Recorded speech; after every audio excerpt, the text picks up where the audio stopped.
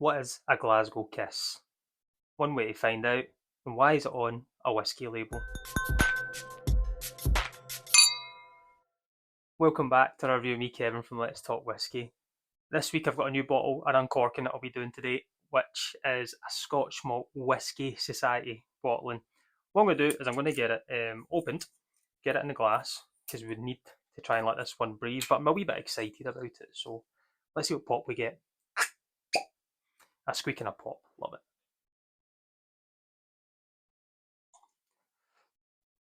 So what I've got here is the other type of Glasgow Kiss from Scotch Malt Whisky Society.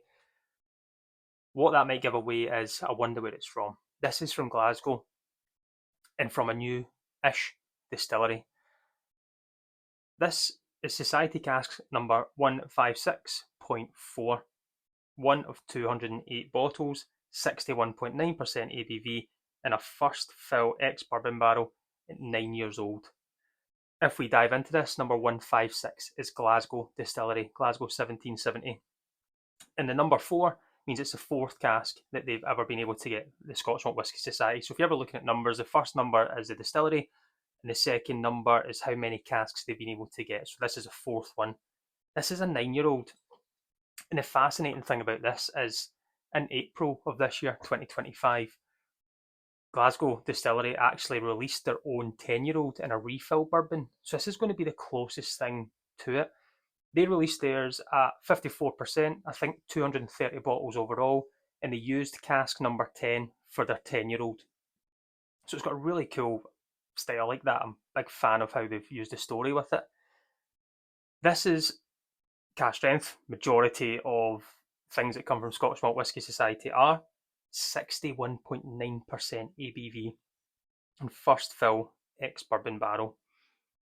The other type of Glasgow Kiss, a Glasgow Kiss, if you're from outside of Glasgow or outside of the UK potentially, was, or maybe still is, if you always got offered a Glasgow Kiss, you would always say no. For that reason is it was a headbutt. So I would always say no to a Glasgow Kiss, but if they're offering you a dram of a Glasgow Kiss, I would maybe say yes. And we're about to find out if it's going to be good or not. The reason I came across this whisky was last week I was at a tasting of a Scotch Malt Whisky Society tasting, and this was in the lineup. And when I seen it beforehand, I was very intrigued because I missed out on the actual 10-year-old itself from Glasgow Distillery, and I love what they do. And I seen this, and I enjoyed it on the night. I think this was maybe number 3 or 4 in the lineup. So at that point, I've had a couple of drams. The palate's climatised to it. I've actually tried to have a wee, a wee dram before, just to get the palate going, but it was only a 46%. So we're jumping up nearly 15 ABV here to catch up with this. I love a refill bourbon. I love the spirit from Glasgow Distillery. One of their whiskies in Manvania was great. But Scotch Malt Whisky Society do kind of find little diamonds in the rough and put things out there that we can enjoy. I'll get to the price at the end of this, but straight away, distilled on the 19th of June 2015, and it's been bottled somewhere around, so just, it could be close to being 10, it's just not met the 19th of June threshold to be classed as a 10-year-old, but this is going to be the closest that we get.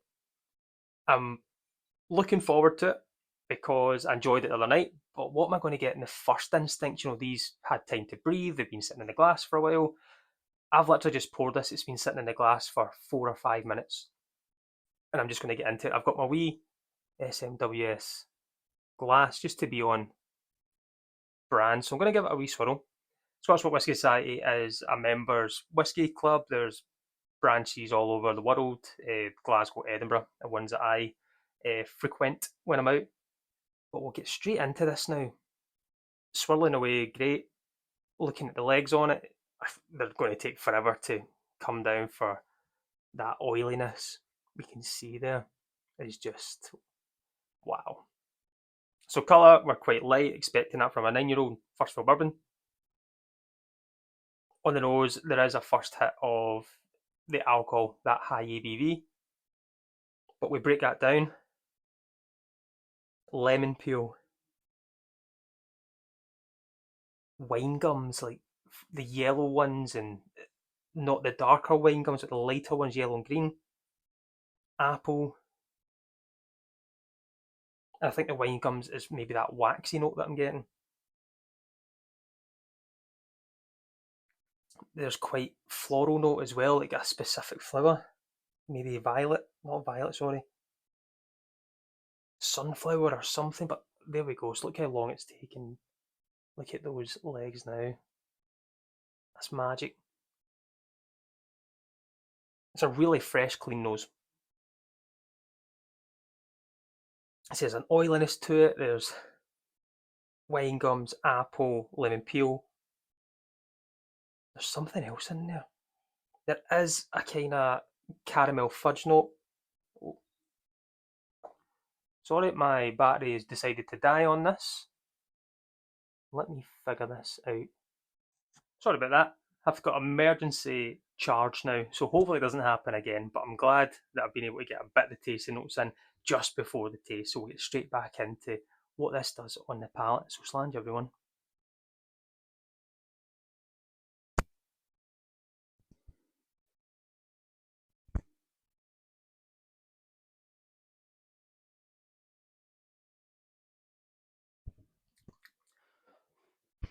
First sip of it, slightly hot, expected.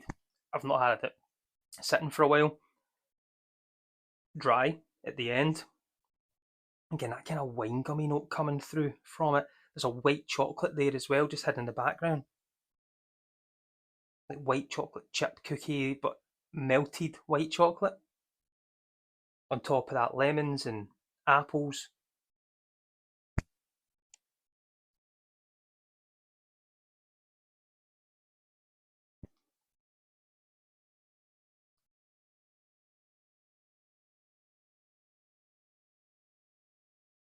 It's an unbelievable long finish.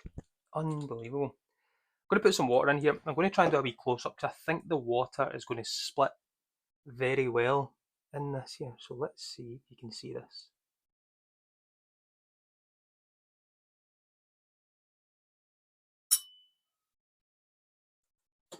So a couple of drops of water. So say there's a kind of white chocolate cookie there.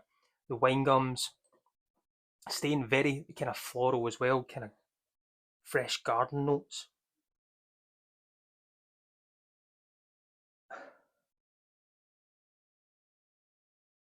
It's that waxy feel to it. Still lemony. It's like a nice soft wood to it as well. Like not super fresh wood shavings, but it's like a damp, light wood. It's quite hard to explain. Maybe like a grapes without the skin on as well. You know, I used to, when I was younger, dissect grapes and just eat the grape and not the skins because the tannins are on the skins. There's that there as well. There's so much going on, but in a nice way. There's things I just can't unlock, and I think I need more time to try and do that. So we'll see what a few drops of water do in this just now.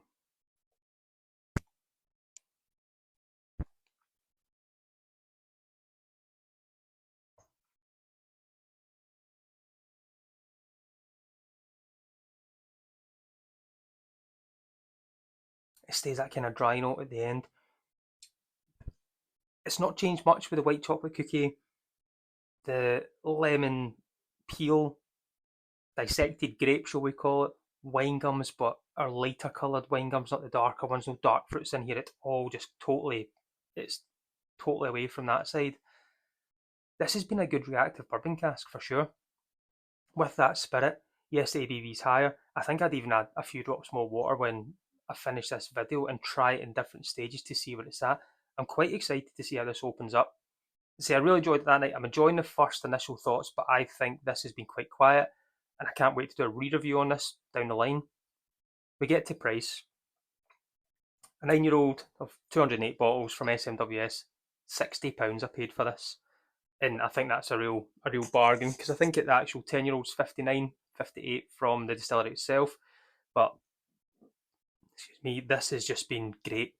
Big fan, and I think it's going to be really powering when this opens up and relaxes a little bit. Maybe that alcohol comes away. I think I need to find a stage of how much water to put in.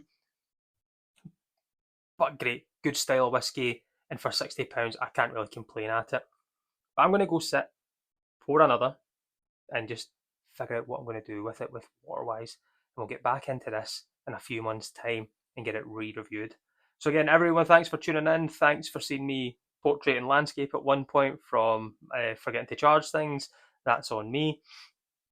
But let me know if you've tried this before or even the 10 and see if the taste notes maybe compare to any of them. But again, thanks for tuning in. And as always, join me next week and let's talk whiskey.